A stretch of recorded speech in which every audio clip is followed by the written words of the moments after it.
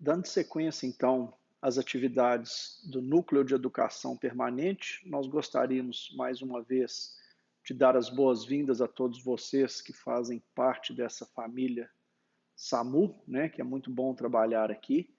Eu, Marco Aurélio Lobão, sou diretor técnico, médico, e vou agora nessa aula, então, abordar o tema, né, dos princípios do suporte avançado de vida.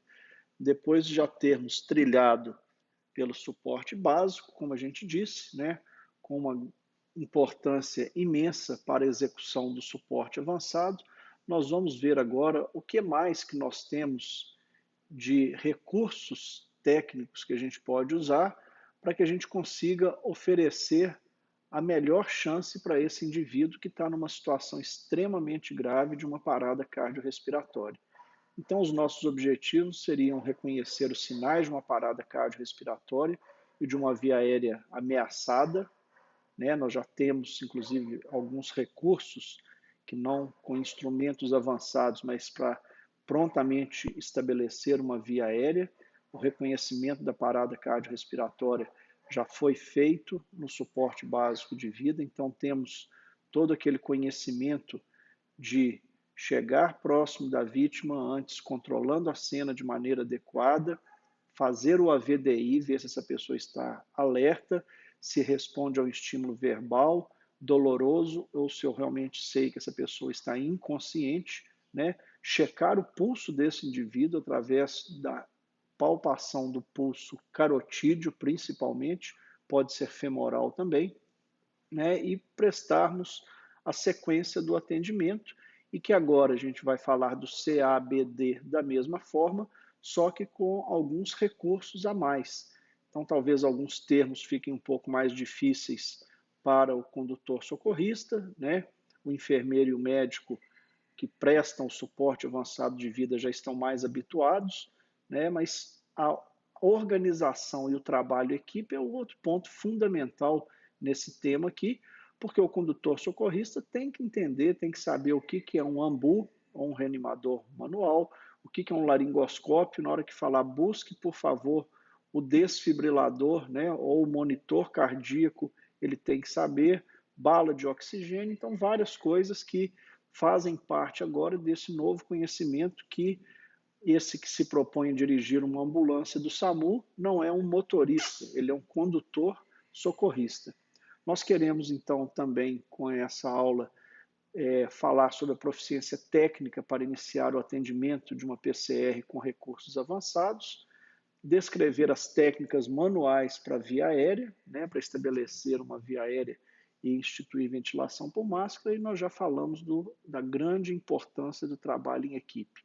A gente sempre fala que, em medicina, a improvisação e a gambiarra, entre aspas, né, ela é muito perigosa, muito problemática. Eu sempre gosto de trazer essa foto aqui que a gente achou na internet, mas a gente vê que tem hora que com as nossas próprias mãos a gente busca a morte, né? Então não dá para fazer improvisação, não dá para fazer gambiarra em medicina. Se a gente quer prestar um socorro adequado, a gente tem que seguir uma linha de raciocínio, a gente tem que ir com habilidade técnica, e isso é fundamental para que a gente consiga, então, dar a resposta que a gente se propõe a fazer. Então, no suporte avançado de vida, a gente começa com o ser. E no ser, a gente se pergunta novamente, como que eu devo fazer? Né? Como que é a compressão? A compressão do suporte avançado de vida é a mesma do suporte básico de vida. Né? Eu tenho que fazer compressão fazendo com que o externo seja rebaixado 5 centímetros, né? Não mais que 6, que a frequência de compressão tem que ser de 100 a 120, que eu tenho que permitir o retorno torácico completo, né? Eu não posso, eu devo evitar interrupções, não devo interromper mais do que 10 segundos, né, nas minhas ações com necessidade de troca de quem está comprimindo, quem está ventilando. Então, tudo isso permanece do suporte básico de vida. Né? E aí a gente tem, então, a via aérea, a ventilação e a desfibrilação da mesma forma, só que agora com alguns outros recursos, né, mais avançados. As compressões torácicas, já falamos, na mesma frequência lá de 120, 30 compressões para cada 2 ventilações. Aqui a gente já tem um detalhe, porque nós vamos falar de via aérea avançada.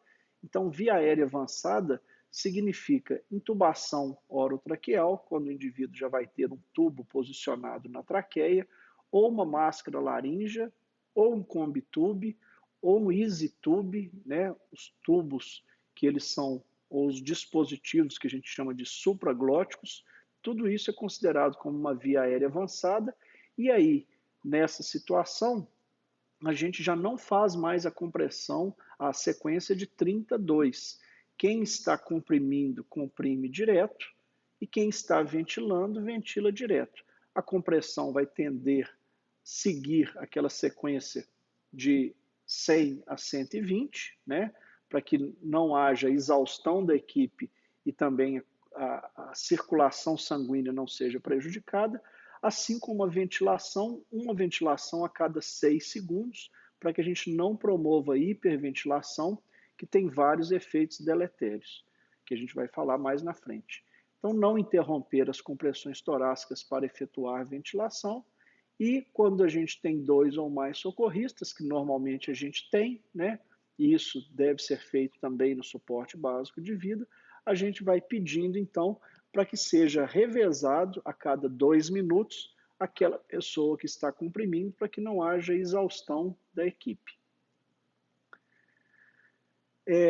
Existe uma nova situação em relação às compressões, né, à circulação no suporte avançado de vida. Dentre os equipamentos e recursos que nós temos possibilidades de utilizar, um deles é o que a gente chama de capnografia, que é a medida da fração expirada de dióxido de carbono, o CO2. Então, a capnografia, em vários monitores nossos das ambulâncias, a gente tem o dispositivo de capnografia. Desde 2010, ela já foi inclusa no protocolo para monitorização da ressuscitação, como um sinal prognóstico objetivo para determinar quando parar essa ressuscitação. Isso quer dizer, então, que se eu estiver numa RCP e que eu não vejo resposta adequada desse paciente, eu estou fazendo uma compressão com o indivíduo que permanece em assistolia e o desfibrilador não indica choque. Se após eu monitorar a capnografia desse paciente e eu não tiver uma resposta adequada depois de 20 minutos, isso vai servir para a gente definir que os esforços podem ser interrompidos. Então, está dizendo que em pacientes com via aérea avançada, uma onda de capnografia de até 10 milímetros de mercúrio, após 20 minutos de ressuscitação, indica baixíssima probabilidade de sucesso, podendo ser levado em consideração para a determinação do fim dos esforços. Quer dizer, eu tenho um dado objetivo e não mais uma ideia subjetiva da equipe, né, mas um dado objetivo, clínico, para que eu faça a interrupção dessas compressões. E aí é mais ou menos isso que a gente vê, né? Na capnografia, habitualmente, uma onda normal deve ser quadrada ou assemelhar-se a uma caixa, como está aí no desenho, né? O volume normal de CO2 situa-se entre 35 e 45, né? E a frequência respiratória deve situar-se entre 12 e 20 por minuto. O que a gente percebe, então, é que na parada cardiorrespiratória, quando eu tenho a monitorização por capnografia, eu tenho uma onda que ela vai se repetindo as ventilações, né, e as compressões, e que a gente não vê essa onda passar de 10 milímetros de mercúrio. Da mesma forma que ele serve como um fator prognóstico de impossibilidade de recuperação da ressuscitação cardiopulmonar, essa onda de capnografia também mostra para nós a possibilidade desse indivíduo ter retornado à circulação espontânea. coisa que a gente não consegue determinar quando a gente está fazendo a compressão no paciente monitorizado, né? Não está indicado a gente parar para verificar o monitor. Porém, quando eu tenho uma onda de capnografia sendo visualizada a todo tempo, quando o indivíduo retorna à circulação espontânea, a gente vê um salto aqui de 10 para em torno de 30, 40 dessa onda de capnografia. E isso mostra para nós um retorno à circulação espontânea. Então, pensando em suporte avançado de vida, esse é um dispositivo muito válido. A gente tem procurado deixar todas as ambulâncias com desfibriladores manuais com módulo de capnografia, para que a gente consiga ter a avaliação, então, adequada, tanto como fator prognóstico de insucesso, quanto a possibilidade de retorno à circulação espontânea. Então, basicamente, o C se repete do suporte básico de vida, pensando a mais nessa possibilidade de capnografia. Seguindo aí, a gente precisa, então, estabelecer uma via aérea, uma permeabilidade da via aérea. Estabelecer permeabilidade da via aérea no suporte básico, fazer chin lift e jaw thrust, e isso não está excluído no suporte avançado. Essas são técnicas rápidas que a gente pode usar, né, para melhorar a permeabilidade da via aérea. Porém, nós temos ainda alguns outros recursos que a gente pode utilizar com equipamentos. Então, primeiro, né, nessa avaliação da via aérea, nós vamos ver a efetividade da ventilação primária e a permeabilidade das vias aéreas. Então, o que é a efetividade da ventilação primária? Quer dizer, será que esse indivíduo ele respira espontaneamente? Quando a gente falou já em outros momentos, inclusive no trauma de tórax, né? É bom lembrar e repetir, porque esse é um conceito que muitas pessoas os têm equivocado. Lembrando que o tórax primeiro expande e depois o ar entra porque o tórax expandiu. Então o ar entra passivamente. Essa é a ventilação primária. Porém, quando a gente tem uma parada cardiorrespiratória, um trauma raquimedular em que há interrupção dos estímulos nervosos para a caixa torácica para ela expandir, né, a caixa não vai expandir e a gente precisa ventilar o indivíduo com pressão positiva. Então, para ventilar com pressão positiva, eu tenho que ter uma via aérea pérvia, né? E dentro dessa possibilidade de permeabilidade da via aérea, né, se eu tiver com um indivíduo que não respira, ou seja, que está em apneia, ou que tenha oclusão por secreção ou outras situações, eu indico o manejo da via aérea avançada, colocando um tubo orotraqueal, né, a máscara laríngea, que é muito fácil de colocar, muito útil no pré-hospitalar, às vezes em cenas difíceis, às vezes com o indivíduo dentro do habitáculo do veículo ali que está encarcerado na cena, naquela situação, às vezes que vai demorar um tempo para poder retirar, mas que eu consigo acessar uma via aérea com máscara laríngea, ou também com combitube, com outros dispositivos de via aérea, e lembrando que a crictireoidostomia é um recurso também que deve ser de conhecimento do médico socorrista, né, que está no pré-hospitalar, porque muitas vezes a gente não vai conseguir entubar, nós não vamos conseguir ter o acesso da via aérea, então pelo menos fazer uma crictireoidostomia por punção nesse indivíduo é muito importante, né? Localizar a proeminência laríngea com a cartilagem cricoide abaixo, né? Fazer a identificação da cartilagem cricoide e fazer a punção com o Gelco 14, né?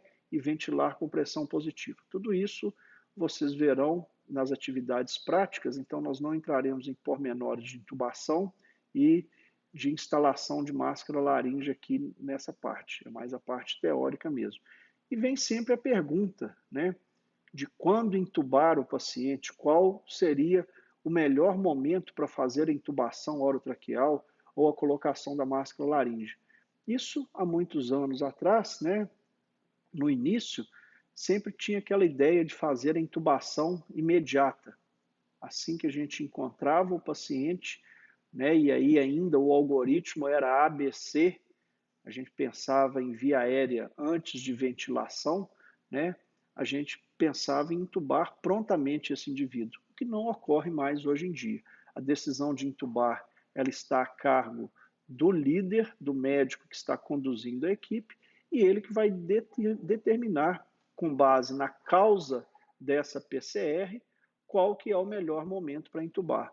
Obviamente, quando a gente atende crianças, as principais causas de parada cardíaca nas crianças são causas respiratórias.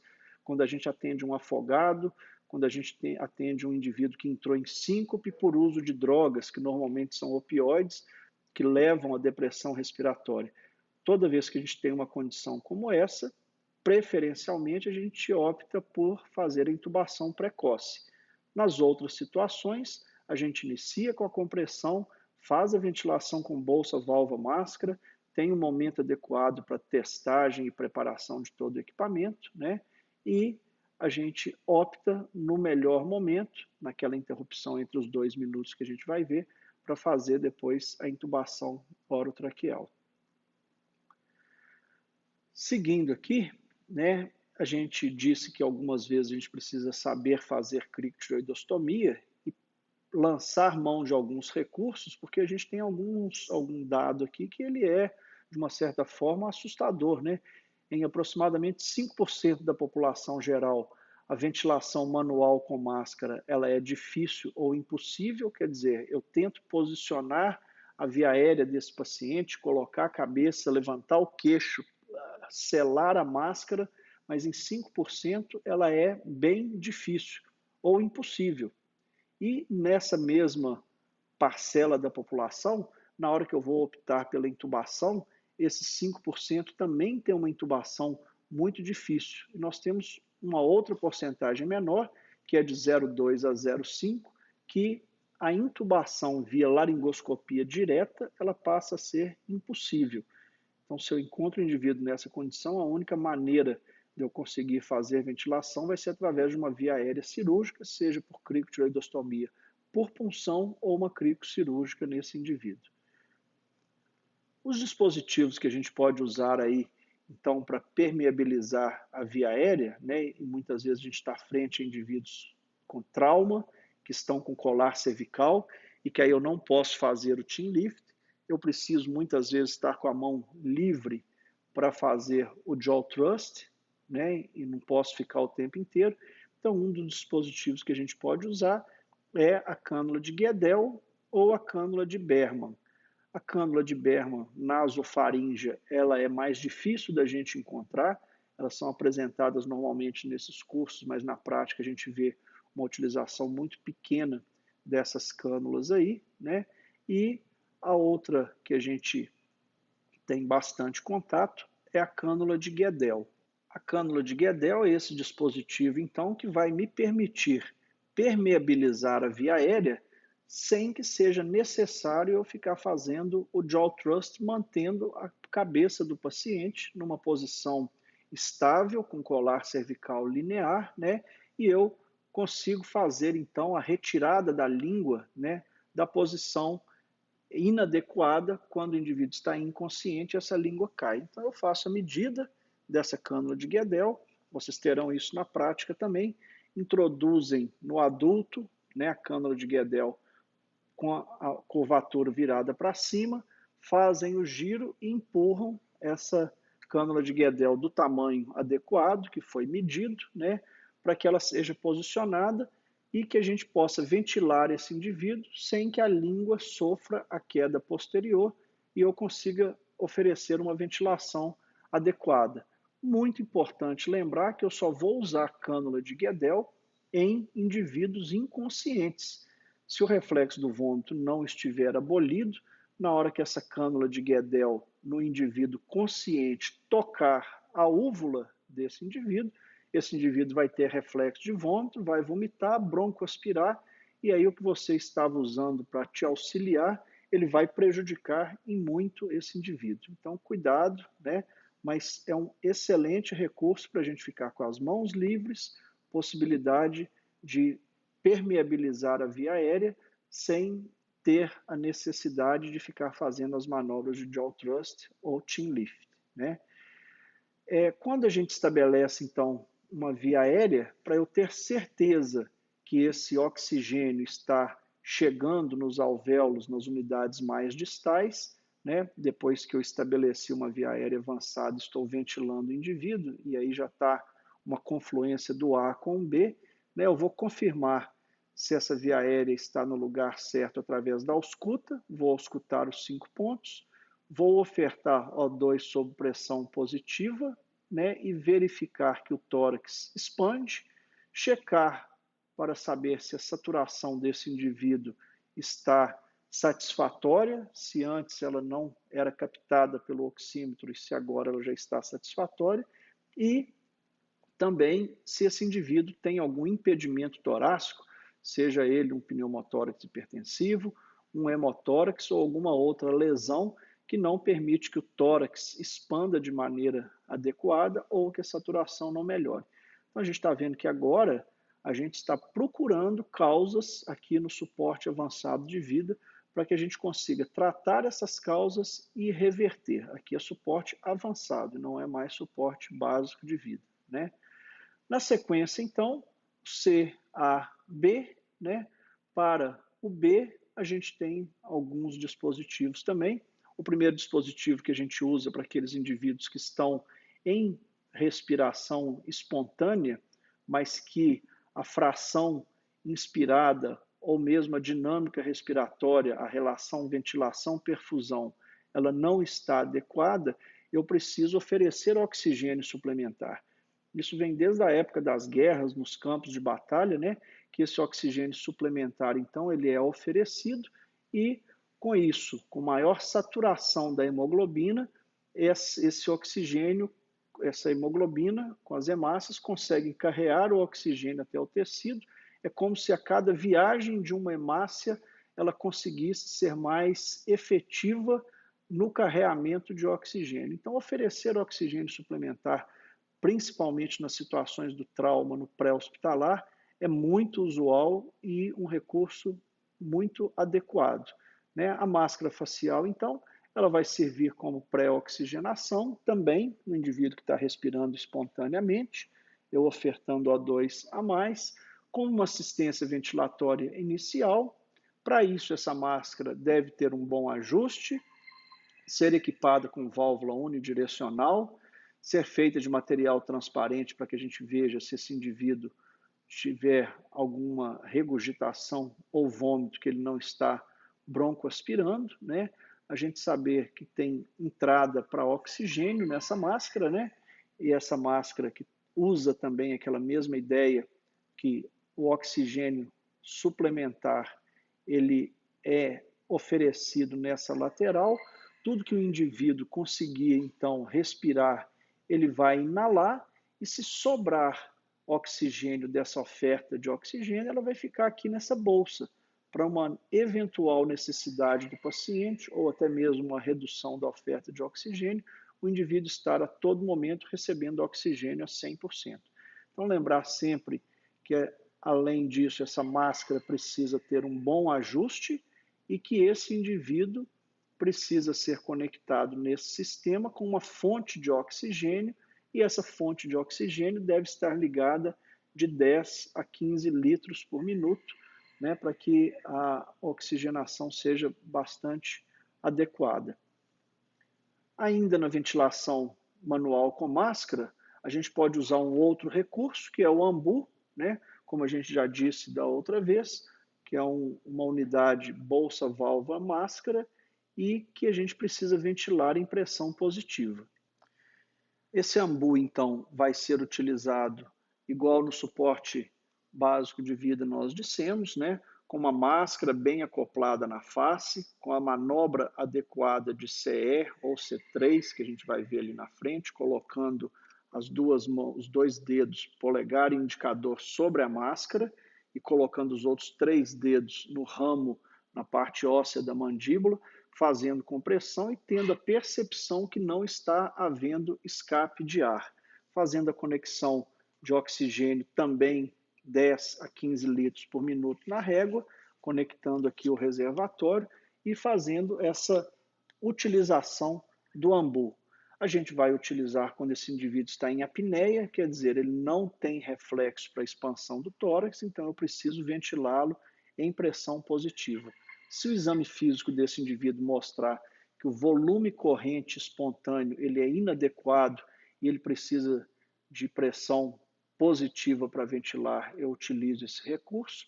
Quando o indivíduo está com um trabalho respiratório muito grande, às vezes eu sincronizo a compressão do ambu naquele momento que ele está fazendo inspiração, e mesmo ele inspirando com a máscara, eu vou ventilando e melhorando o volume corrente desse indivíduo, né?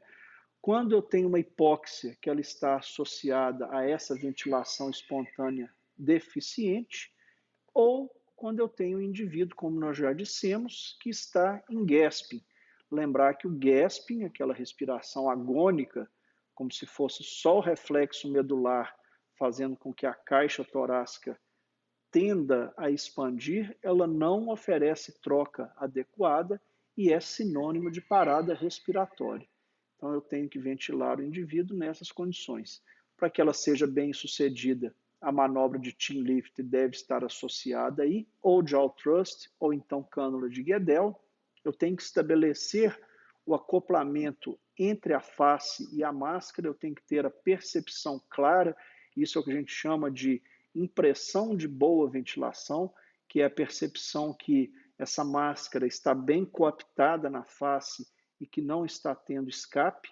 A gente começa a se habituar, inclusive, com a pressão que a gente habitualmente encontra para fazer no ambu, para que o tórax expanda. Então você percebe quando o ambu, às vezes, está com o diafragma estragado, que você aperta e ele parece não ventilar bem, assim como quando a gente tem uma situação do indivíduo que está com a pressão intratorácica muito aumentada e a gente tem que fazer um grande esforço para tentar ventilar esse indivíduo.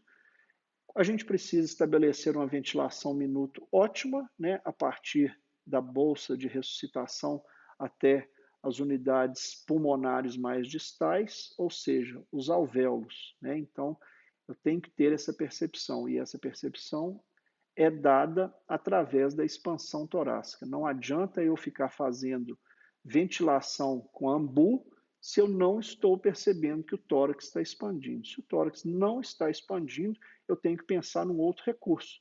E aí entra aquela ideia de quando eu devo intubar, né? Se eu estou fazendo uma RCP 32 e estou tranquilo vendo que a minha ventilação com bolsa, válvula, máscara está adequada, então eu posso seguir dessa forma, tenho mais tempo. Se eu estou vendo que eu não estou expandindo o tórax, eu tenho que pensar numa via aérea avançada mais rápida, né? E aí, a posição que a gente deve lembrar, né, de usar, como a gente disse, fazendo o clássico CE ou C3, quer dizer, polegar e indicador fazem o C de compressão da máscara sobre a face, mão direita que vai comprimir o ambu em pronação e os outros 3 dedos no ramo ósseo da mandíbula, e isso pode ser conjugado com a manobra de chin lift, levantando, fazendo uma hiperextensão, então, do pescoço desse indivíduo para que a via aérea seja permeabilizada.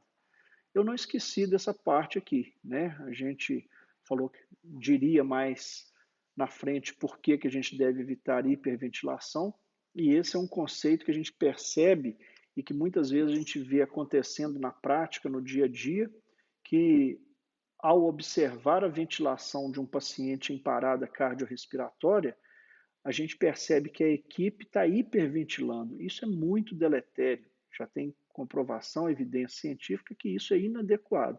Então, a ventilação, para que ela seja adequada, não deve fazer hiperventilação, porque ela tem uma ligação direta com a condição da perfusão coronariana. Então, a pressão de perfusão coronariana, ela é dada ali no final da diástole, né, quando o coração, a câmara cardíaca enche com sangue oxigenado vindo dos pulmões, no ósteo da coronária ali sobre a válvula aórtica, então esse sangue reflui e faz a perfusão coronariana. Quando a gente faz hiperventilação, a minha pressão de enchimento dos ventrículos, elas ficam prejudicadas, o meu retorno venoso fica prejudicado e, consequentemente, por conta dessa hiperventilação, a pressão de perfusão coronariana ela está diminuída. Se isso está acontecendo, é gravíssimo, porque muitas vezes eu estou tratando um paciente em parada cardiorrespiratória, esse indivíduo ele está em PCR porque ele teve um infarto, esse infarto fez com que o indivíduo fibrilasse, estou fazendo a desfibrilação e tentando preservar o miocárdio, mas ao mesmo tempo a minha ventilação está diminuindo a pressão de perfusão coronariana e com isso esse miocárdio está sendo mal perfundido. Isso vai aumentar essa área de isquemia, aumentar a área de infarto e a possibilidade de recuperação desse indivíduo é muito menor. Então lembrar sempre que o trabalho em equipe e as condições técnicas que nos são colocadas, elas precisam ser estritamente seguidas. Hiperventilação é deletério, temos que fazer uma ventilação a cada 6 segundos, né? Depois que a gente tiver com via aérea estabelecida e evitar a hiperventilação. Passamos então pelo C, né, que nós falamos da compressão, o A, da permeabilidade da via aérea, com os nossos novos dispositivos que a gente viu, o B, essa possibilidade de ventilação, e vamos agora para o D, né, o D da desfibrilação, que é uma situação essencial para o êxito da R. A American Heart Association traz um tema que ele é muito importante, que a gente deve lutar também, que é o acesso público à desfibrilação. A gente vê que em outros países, né, aqui, por exemplo, no Reino Unido, a quantidade de desfibriladores espalhados no país, né, e com centros de assistência são muito maiores do que o que a gente consegue ver na nossa região, no nosso país. Então, ter um desfibrilador disponível é muito importante, né? Então, para que esses indivíduos tenham acesso a um desfibrilador, a gente tem que ajudar e ser formadores de opinião nessa política pública de acesso público à desfibrilação. Então, a desfibrilação, ela tenta reorganizar o descontrole elétrico que aquele coração está passando ali. Analogamente, a gente costuma dizer que quando eu estou com o meu computador com problema, eu vou lá e reseto o computador. Alguns até de maneira mais exagerada tiram o computador da tomada, né? O que a gente faz com o coração na hora que a gente faz a desfibrilação é mais ou menos isso. A gente precisa dar um reset, a gente precisa dar uma pausa para que esse coração então consiga se reorganizar e aquelas células responsáveis pelo estímulo elétrico que elas retomem a atividade elétrica do coração. Para isso, então, é importante a gente ter algum conhecimento básico, pelo menos, não precisa ser um conhecimento técnico de um cardiologista especialista, né? Não precisamos saber algumas raropatias que acontecem nas arritmias cardíacas, mas o básico é fundamental, né? Entender os conceitos de eletrofisiologia do espaço PR aqui que está mostrando, né, com a onda P, o espaço R, que mostra a despolarização atrial, depois o QRS, né, que a gente tem até o início da onda T aqui, que nós estamos falando de despolarização ventricular, e a onda T relacionada à repolarização ventricular, com o espaço QT e o segmento ST, que a gente precisa saber se está tendo alguma alteração. Então, esses conceitos básicos de eletrofisiologia são fundamentais para que a gente consiga ter o entendimento, porque a partir de agora, no suporte avançado, eu não estou usando mais um desfibrilador externo automático. O meu desfibrilador agora, ele é um monitor cardíaco em que eu vou verificar qual o ritmo para eu fazer o tratamento, a intervenção adequada. A maneira mais rápida e pronta para a gente verificar um ritmo no desfibrilador, vocês terão isso na prática também, é colocar esse monitor na posição paz, prontamente pegar as pás, colocar no tórax do paciente e verificar se esse indivíduo está ou não num ritmo chocável, né? Para isso, a gente sempre fala do gerenciamento de crise, é fundamental que todos, antes de iniciar o plantão, testem os equipamentos, façam checklist em equipe, junto com a equipe, e mesmo quando você às vezes não conhece esse equipamento, que você, antes de começar o seu plantão, ou no momento que está mais tranquilo ali, que você se aproprie, ligue, regule, veja onde que é pá, onde que você imprime, onde que você muda a carga, que você carrega o equipamento para fazer a desfibrilação. Basicamente, né, a gente então tem que, para o DEA, a decisão de chocar é do aparelho. Só que agora nós estamos falando em um desfibrilador manual. Então, esses desfibriladores, quem tem a decisão de chocar é o próprio profissional da área de saúde. E aí nós temos que saber quais são os ritmos chocáveis e os ritmos não chocáveis. Ritmos chocáveis, então, fibrilação ventricular e taquicardia ventricular sem pulso, e o não chocável, que é a sistolia ou atividade elétrica sem pulso, chamada de AESP. O conhecimento, então, de basicamente esses 4 ritmos aí são fundamentais. O ritmo mais comum de parada que a gente encontra, e por isso a terapêutica específica de desfibrilação ela é fundamental, né, é o ritmo de fibrilação ventricular. A gente vê nesse ritmo, então, que há uma total desorganização da atividade elétrica do coração, que não consegue, então, bombear o sangue. Né? A gente vê que o coração faz habitualmente sístole e diástole, e que nessa condição da fibrilação ventricular, o coração está simplesmente tremendo, né?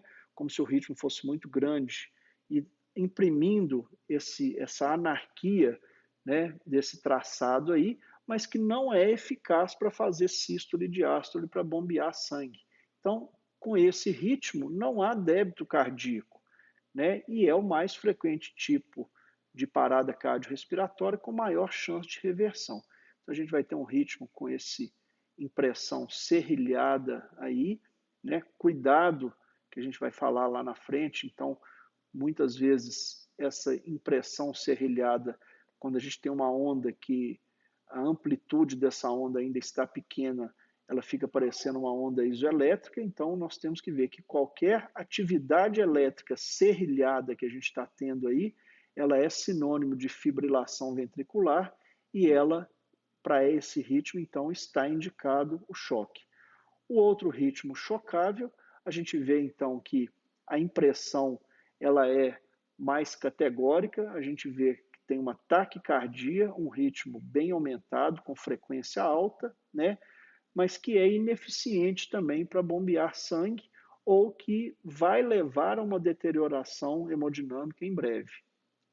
Então, uma sucessão rápida de batimentos ectópicos ventriculares, quando a gente tem, para fins de ACLS, um traçado com QRS amplo e largo, isso aí é uma onda de arritmia, né, ventricular, é um complexo ventricular, e até que prove o contrário, a gente considera isso como uma taquicardia ventricular. Esse indivíduo normalmente vai se deteriorar, a gente tem a mesma conduta para fibrilação ventricular e, como a gente disse, para fins de ACLS, qualquer taquicardia com o QRS alargado, eu tenho que considerar como taquicardia ventricular. Não posso ficar imaginando que isso é uma taquicardia supraventricular e não fazer nada, que esse indivíduo vai ser severamente prejudicado. O outro ritmo que a gente pode muitas vezes encontrar nesse monitor, né, é a ESP, ou atividade elétrica sem pulso. Então a gente está vendo nesse eletro de baixo aqui que o traçado ele é um PQRST. Para o mais desavisado, vai falar assim, não, esse indivíduo não está parado, né? Esse indivíduo tem um ritmo elétrico, sim, ele tem uma atividade elétrica, mas uma atividade elétrica que não é suficiente para gerar pulso para esse indivíduo. Então eu não posso me deixar enganar por um traçado desse, sendo que na hora que eu vou palpar o pulso do indivíduo eu não encontro pulso nenhum.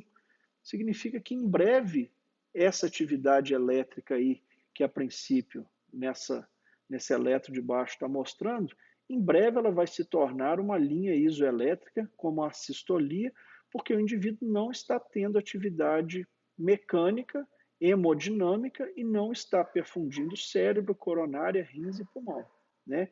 E outras vezes a gente pode encontrar traçados diferentes também, como esse primeiro traçado está mostrando lá, e em todas essas situações, o mais importante é eu ver que tem um traçado, mas palpo o pulso desse paciente, esse paciente não tem pulso. Tem o estímulo elétrico, esses estímulos são insuficientes, né, para gerar um pulso central. E, por fim, a outra condição, então, que nós temos, dos tipos não chocáveis, que é a sistolia. A sistolia é a forma mais comum aí de paradas de origem respiratória, então crianças, afogamento, hipotermia, a gente não pode se deixar levar pela assistolia e falar assim, já está em assistolia, não vamos fazer nada. Se a origem for uma parada respiratória, vale a pena a gente sempre investir, né? A gente vê que há uma cessação de qualquer atividade elétrica ou mecânica no ventrículo e por isso que fica um traçado isoelétrico e também quando a gente está naquele paciente que a gente está tentando reanimar e não tem êxito nas desfibrilações, nos choques, né? E esse indivíduo não se recupera, então o estágio final dessa parada cardiorrespiratória, muitas vezes ele muda um traçado de fibrilação ventricular para sistolia e depois não recupera mais. Na sistolia, a gente tem essa condição que é muito importante a gente relatar. Eu não posso deixar de intervir num paciente, indicando para ele desfibrilação, imaginando que isso é uma sistolia, sabendo que essa sistolia muitas vezes pode ser uma fibrilação ventricular. Então, eu tenho que ter categoricamente certeza que esse traçado isoelétrico ele é realmente de assistolia. Se eu tiver, por exemplo, um cabo desconectado, eu vou estar com um traçado isoelétrico e muitas vezes esse indivíduo está fibrilando, né? Se eu tiver, como a gente já disse lá na fibrilação ventricular, uma fibrilação ventricular muito fina, esse traçado serrilhado de pequena amplitude, ele fica semelhante a uma onda isoelétrica e eu deixo de dar choque nesse paciente. E, por fim, a derivação.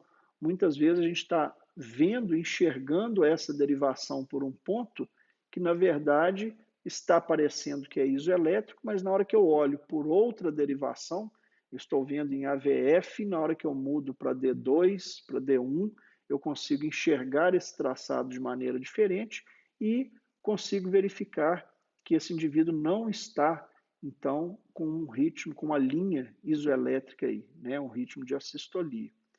A verdade é que é sem ritmo, praticamente, né? Então, no protocolo de linha reta, só de maneira mnemônica aí, a palavra não é muito bonita, mas que fica fácil da gente lembrar. Vamos lembrar sempre, quando eu tenho assistolia, que eu preciso seguir o protocolo de linha reta, que a gente chama de cagada aí, né? Que é cabos, eu preciso checar os cabos, eu preciso aumentar o ganho do monitor, né? E aí eu estou com uma onda N, eu coloco 2N, né? Estava com tamanho normal, eu coloco 2 vezes isso. E a derivação também, eu vou mudar a derivação para que eu não incorra no risco de estar vendo esse ritmo por uma situação diferente aí. E aí, então, né, quando eu encontro o indivíduo em assistolia e que eu não estou tendo resposta adequada, eu não posso fazer desfibrilação, né, não tenho um diagnóstico e vou fazendo os ciclos de ressuscitação cardiopulmonar e esse indivíduo não tem resposta adequada, eu tenho que pensar no clássico 5H e 5Ts ou 6Hs e 6Ts. Então, não adianta eu ficar tentando, no popular, ficar dando murro em ponta de faca aí, se eu não tratar a causa desse indivíduo. Então, o indivíduo, muitas vezes, ele está em assistolia porque ele está hipovolêmico, por causa de um sangramento. Então, eu tenho que parar o sangramento e depois infundir soro fisiológico ou concentrado de hemácia ou plasma fresco para esse paciente, né? Então, eu preciso melhorar a condição da hipovolemia, tem que tratar a causa. Se o indivíduo está em assistolia por hipóxia, eu preciso ver qual que é a causa dessa hipóxia, preciso melhorar a condição da relação ventilação-perfusão desse indivíduo? Será que o problema é uma hiperpotassemia, hipo ou hipereletrólitos, o H, né? Será que esse indivíduo está em acidose? Será que ele está em cetoacidose diabética? Foi uma overdose? Ele está em uremia? Né? É hipo ou hiperglicemia, que já está mais ou menos aqui, então por isso que algumas vezes traz só o 5H e o 5T, né? Hipo ou hipertermia, principalmente na condição da hipotermia, né? Mesmo sendo um país que é quente como o nosso, a gente muitas vezes encontra indivíduos que passaram a noite numa rua ao relento, né? Às vezes alcoolizados e tudo, ou pessoa que não tem onde morar, afogamento ou a própria condição de exposição prolongada a baixa temperatura aí, né? E no caso do T, nós temos que pensar que será que isso foi uma overdose? Será que esse indivíduo está tomando medicamento, né? Que conflui lá com um dos Hs também. O trauma, será que esse indivíduo teve um politrauma? Tamponamento cardíaco no trauma também, então o T, a gente pode estar pensando em tamponamento cardíaco, pode estar pensando em tensão pulmonar, pneumotórax hipertensivo, asma, DPOC. Será que esse indivíduo teve uma trombose coronariana, quer dizer, um infarto, como a gente disse, que é uma grande causa, e às vezes esse infarto foi tão extenso, né, que o indivíduo não teve tempo aí de ter uma área ritmogênica provocando uma fibrilação, mas que ele ainda é passível de correção muitas vezes, né, se eu utilizar trombolítico, assim como tromboembolismo pulmonar. Então, eu preciso identificar a causa para tratá-la de maneira adequada. Estamos, então, caminhando para o fim aqui, e aí a gente vai pensar, então, depois de tudo feito de maneira adequada, né?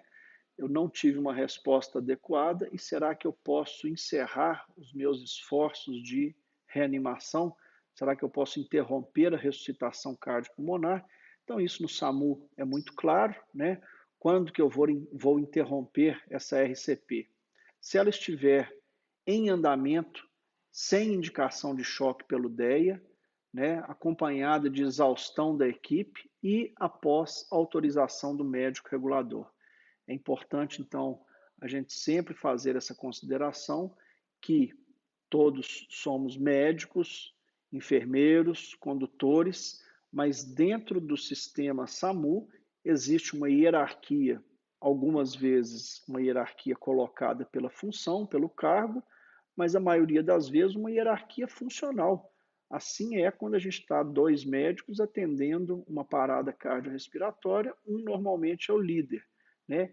E existe sempre uma hierarquia que ela é orgânica e funcional, dada pela central de regulação de urgência.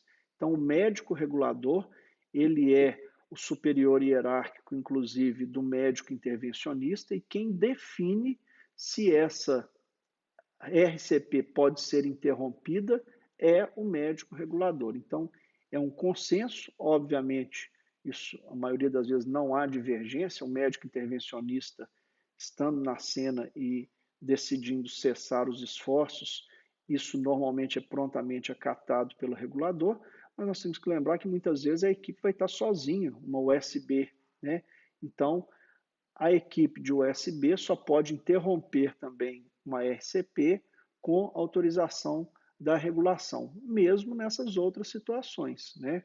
E aí, aqui algumas vezes é difícil a gente ter a autorização do médico regulador. Se eu estou fazendo uma RCP e a condição do ambiente se torna insegura, né, ou estou fazendo uma RCP e a condição da segurança pessoal também se torna comprometida, eu estou autorizado a interromper essa RCP. Às vezes tem uma equipe de USB reanimando um paciente numa área em que há risco de desabamento, de erosão, né, e que a equipe está em risco. Então, eles estão autorizados, né, ou tentar levar esse paciente para outro local para continuar a RCP, ou, se não tiver condição, interromper a RCP em prol da segurança da equipe. Assim como a segurança pessoal, o indivíduo está atendendo um trauma de um paciente baleado ou uma síncope e o tiroteio reinicia, então a equipe tem que se preservar em relação à sua segurança. Então, colocando tudo junto aqui para a gente encerrar, né? É muito importante. Pessoal, eu tive um problema aqui com o áudio, tá certo? E aí não saiu numa parte fundamental, que é a conclusão, a visão geral, né, do que a gente falou até agora, então, sobre o algoritmo. Então, vamos retornar aqui, né? Retomar a ideia de avaliação desse algoritmo, como que a gente coloca junto, então, tudo aquilo que a gente havia falado anteriormente, acrescentando ainda, né, a parte de drogas, que agora ela entra aqui no algoritmo, que está lá na circulação, mas que aqui fica mais prático para que a gente faça essa visão adequada da utilização das drogas aí, então, tá certo? Então, vamos seguir lá.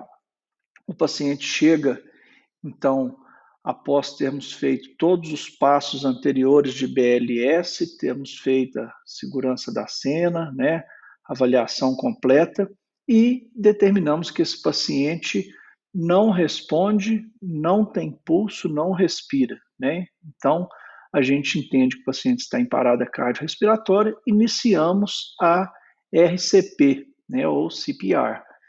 E aí vamos oferecer oxigênio como está no algoritmo e prontamente colocar um monitor desfibrilador. A maneira mais rápida da gente avaliar o ritmo desse paciente é através das PAs. Então, como nós estamos falando em suporte avançado com desfibrilador manual, nós colocaremos as PAs nesse indivíduo e daí nós vamos nos perguntar, temos um ritmo chocável? Temos dois caminhos, então, a seguir. A princípio, para um ritmo não chocável, eu tenho a sistolia ou a ESP, né? Inicio, então, minha ressuscitação cardiopulmonar por 2 minutos, procuro, então, um acesso venoso para esse paciente o quanto antes, porque nas diretrizes novas está indicado, então, que a gente inicie a utilização de adrenalina, uma ampola na solução milesimal IV, assim que estabelecido o acesso venoso, tá certo? E vamos pensar aí na capnografia, se tiver disponível, para nos auxiliar, né, nessa avaliação de como está sendo a qualidade da nossa RCP, e após 2 minutos a gente vai reavaliar.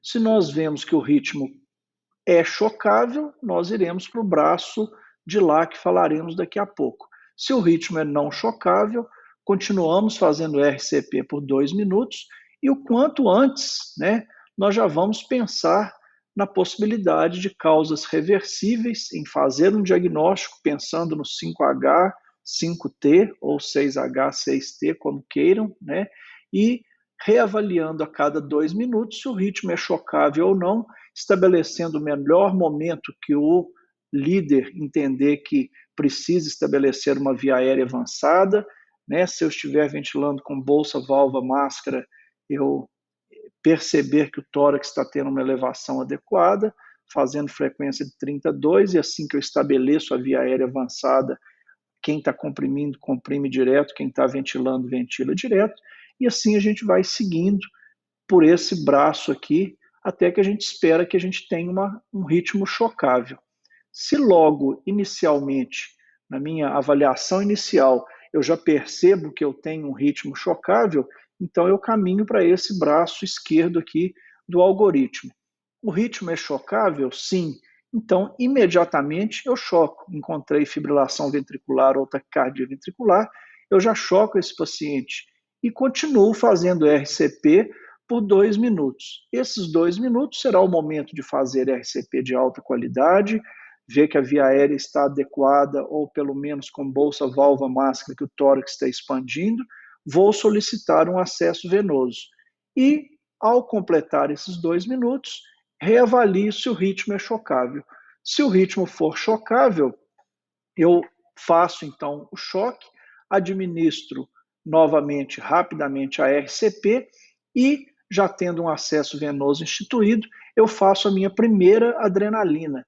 A primeira adrenalina, ou as adrenalinas, são feitas entre 3 e 5 minutos. Estabeleço, então, o critério que eu a farei em 4 minutos, porque com isso eu consigo determinar os ciclos.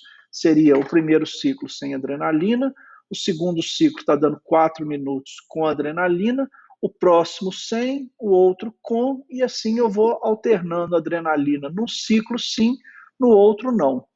Seguindo então, choquei, passou 2 minutos, fiz adrenalina, considero via aérea avançada, né, ou capnografia, dependendo da minha condição de ventilação, né, e reavalio depois de 2 minutos se choca ou não. O ritmo é chocável, eu choco, continuo com RCP imediatamente e se no primeiro ciclo eu fiz a avaliação, no segundo que deu 4 minutos, eu fiz uma adrenalina com 4 minutos, o próximo ciclo está dando em torno de 5 minutos aqui. E aí é a primeira amiodarona que eu vou fazer. A partir daí, então, que eu iniciei a amiodarona, se a gente for imaginar no ciclo anterior de adrenalina, eu faço adrenalina, depois amiodarona, depois uma nova adrenalina, depois a metade dessa dose de amiodarona, depois uma outra adrenalina, depois a metade da dose de amiodarona, e vou fazendo nessa sequência, sendo que a amiodarona eu vou fazer no máximo 600 miligramas, né? E vou seguindo aí com adrenalina e compressão e RCP de alta qualidade, né? Até que a gente consiga um retorno da circulação espontânea, que é o êxito que a gente quer ter com esse paciente aí, tá certo? Então, eu agradeço a atenção de todos, peço desculpa por esse inconveniente da gravação aí no final, espero que todos tenham um bom êxito na capacitação do SAMU. Muito obrigado, tudo de bom.